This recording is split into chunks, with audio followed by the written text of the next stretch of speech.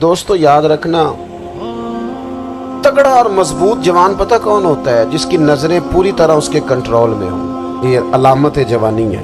جس آدمی کا پوری طرح، دو لوگ دنیا میں کبھی کوئی کارنامہ سر انجام نہیں دے سکتے، ایک جو حرام کھاتا ہو، ایک جس کی نظر ناپاک ہو۔ محمد بن قاسم جب یہاں آئے تھے نا تو ایک دن بڑے پریشان تھے، تو ایک بزرگ کہنے لگے آپ کیوں پریشان ہیں؟ کہنے لگے راجہ دہر سے مقابلہ ہے اور ہماری فوج تو سندھ کے رستے بھی نہیں جانتی، زبان بھی نہیں جانتی، لڑیں گے کیسے؟ دو چار دن کے بعد ان بزرگوں کی دوبارہ محمد بن قاسم سے ملاقات ہوئی تو بڑے خوش تھے۔ کہا اب آپ کیوں خوش ہیں؟ کہنے لگے وہ میرا مقابلہ نہیں کر سکتا، میں نے تحقیق کر لی۔ کہا کیوں؟ کہنے لگے نظر کا گندہ ہے، اور جو نظر کے گندے ہوتے ہیں وہ میدانوں میں ٹھہرا نہیں کرتے۔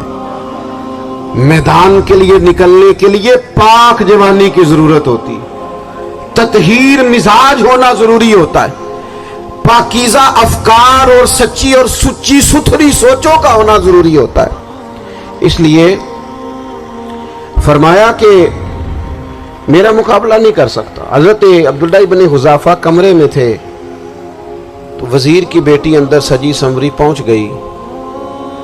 جیسے ہی آپ نے اس کفر کی چال کو دیکھا تو تیمم کر کے نفل شروع کیے۔ وہ ساری رات بیٹھی رہی، رب کا بندہ ساری رات عبادت کرتا رہا۔ عبادت بڑا سہارا ہے، مصلی بڑا سہارا ہے اللہ کے بندوں۔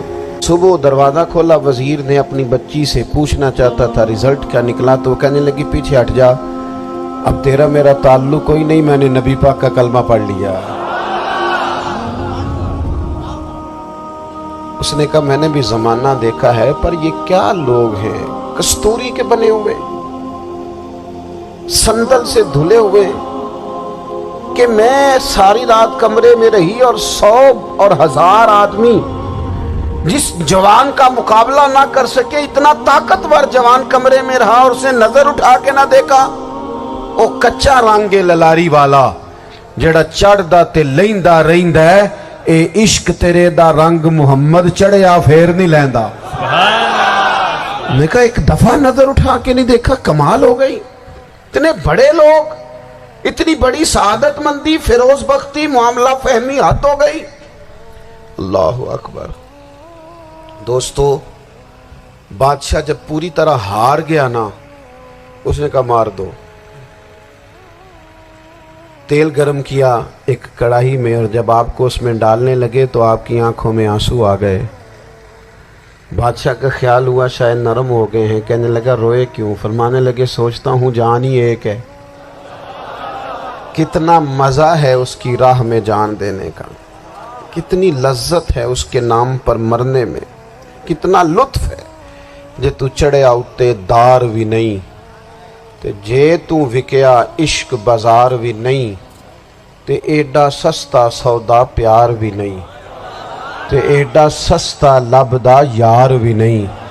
کئی جنگل گانے پیندے نہیں، کئی دوزخ لنگنے پیندے نہیں، جے وہ اس ملوں بھی مل جاوے، ایدوں سستا ہور بپار بھی نہیں۔ تے کچھ سمجھ نہ آوے لوکانوں وہ کادے نال شہید کرے، ڈٹھی یار دے ہاتھ تلوار بھی نہیں، پر او دا خالی جاندہ وار بھی نہیں۔ کہنے لگے ایک جان ہے نا، تو دل کرتا ہے ہزاروں ہوتی تو ایک ایک کر کے محبوب کے نام پہ قربان کرتا، جب میرے پاس ہے ہی ایک، کروں کیا؟ حضرت عبداللہ ابن حذافہ رضی اللہ تعالیٰ عنہ جب روئے اور بادشاہ نے یہ بات سنی تو بادشاہ اٹھ کے کھڑا ہو گیا، سارے وزیروں مشیروں کو کہنے لگا تم نے کہا تھا نا بندہ ضائع کرنے والا نہیں، یہ بھی ضائع کرنے والا نہیں۔ کہنے لگا میرا ماتھا چومو، تم جیسے لوگوں کو قتل نہیں کرنا چاہیے، آزاد کرنا چاہیے۔ عزیز اپنی زندگی سے نا یہ بہت زیادہ ہرس، ہوس، طمع، اور یہ کسی بات کی بھی ہو، ہرس صرف پیسوں کی نہیں ہوتی ہے، شہرت کی بھی ہوتی ہے، یہ بیماری انسان کو اقتدار کی بھی ہوتی ہے، تعریف کی بھی بیماری ہوتی ہے، یہ سارے نقص ہوتے ہیں لوگوں کو، اور معاذ اللہ بعض جبوں کبوں کے اندر بھی ہوتے ہیں، وہاں بھی پنپتے ہیں۔ اپنی زندگی جب تک اس سادگی میں نہیں لاؤ گے جو رسول پاک نے عطا فرمائی ہے، جب لوگ آسانیوں میں پوری طرح الجھ گئے تو پھر وہ دور ہوئے اور کفر چڑھ گیا۔ دوسری بات، اللہ کے محبوب صلی اللہ تعالی علیہ وسلم کی محبت ہم سے تقاضا کرتی ہے کہ ہم اس مشن کے لیے کام کریں جس مشن کے لیے رسول پاک نے کام فرمایا ہے۔ ہم سارے کام بڑے مضبوطی سے، سوچ سمجھ کے، تدبر سے، حکمت سے، تقاضوں کو مد نظر رکھتے ہوئے کرتے ہیں سارے کام۔ دین کے کام میں ہمارا مزاج نہیں ہوتا، او ہو جائے گا جی، آپ بسم اللہ پڑھیں جی، شروع کریں جی۔ آپ تقاضوں کو سمجھیں، چیزوں کو دبائیں نہیں، چیزوں پر غور کریں۔ کسی کے ذہن کی سطح پر سوال ابھرتا ہے، اس کا تسلی بخش جواب دیں۔ اپنی زندگی میں دین کے کام کے لیے اپنے آپ کو وقف کریں، اور دین کے کام کے بہت سارے پہلو ہیں۔ ہزاروں لوگوں کو قرآن پاک ٹھیک پڑھنا نہیں آتا، ہزارہ لوگ ہیں جو قرآن مجید کے مطالب سے آگاہ نہیں ہیں، دین کی بنیادی ضروریات سے لوگ نابلد ہیں۔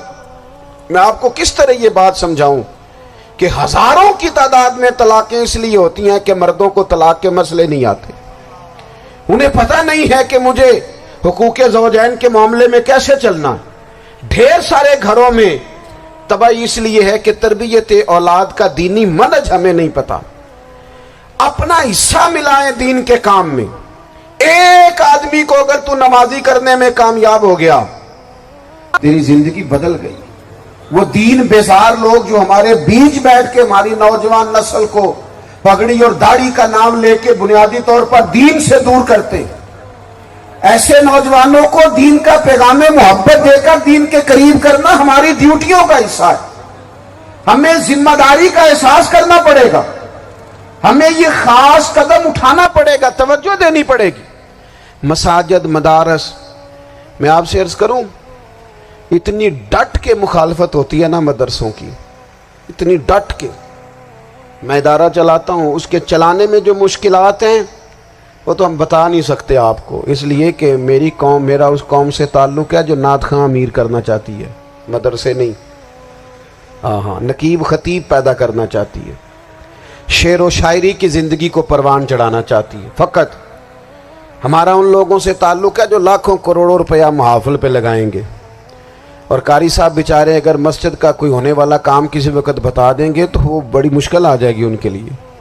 یہ کیسے ہو سکتا ہے، آپ نے یہ ڈیوٹی بتا دی۔ مدارس، اور جتنا اہم رول دین کو پھیلانے میں مدارس اسلامیہ کا ہے، اتنی زبردست، لوگوں کا خیال ہوتا ہے میری طرح کے لوگ شاید کام کرتے ہیں، ڈیوٹی کرتے ہیں۔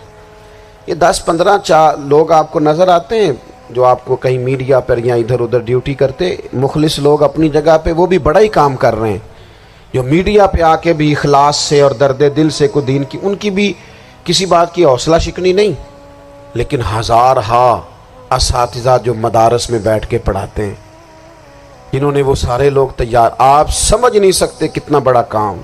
حفظ کا استاد جو ہوتا ہے نا، اس کی ڈیوٹی 24 گھنٹے ہوتی ہے، فجر سے پہلے، اور اس نے بچوں کو اٹھانا۔ تنخواہ تو ہم انہیں دینا نہیں نہ چاہتے جی، تنخواہ نہیں دی انہوں نے، ہمیں مولوی امیر نہ ہو جانا۔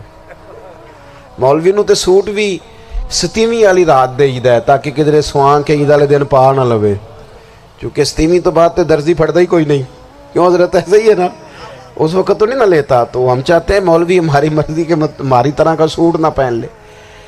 مدارس کی مضبوطی، آپ یہ دیکھ لیں، یہ صلاح الدین ایوبی کا تعلق بھلا کس چیز سے تھا؟